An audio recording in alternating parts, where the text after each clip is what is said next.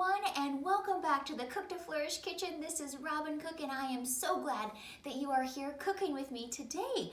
Today we have a very simple, delicious kale salad for us with an Italian twist. So if you've been with me for very long, you know that I love my kale salads, especially when they are massaged. So we're gonna do an Italian massaged kale salad today.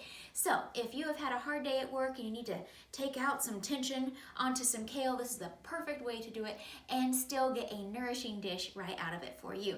So we're gonna start with 8 cups of organic torn kale. So this is the organic curly kale, but you could use purple kale if you wanted to, or the dinosaur kale, but I'm just using the curly kale here today from my farmer's market. So we're gonna do 8 cups of that. I'm also gonna get an organic lemon here.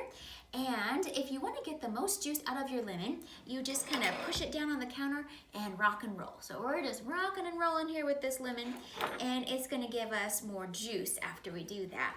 So the lemon is going to be very helpful in getting the kale to really relax. I need a different knife.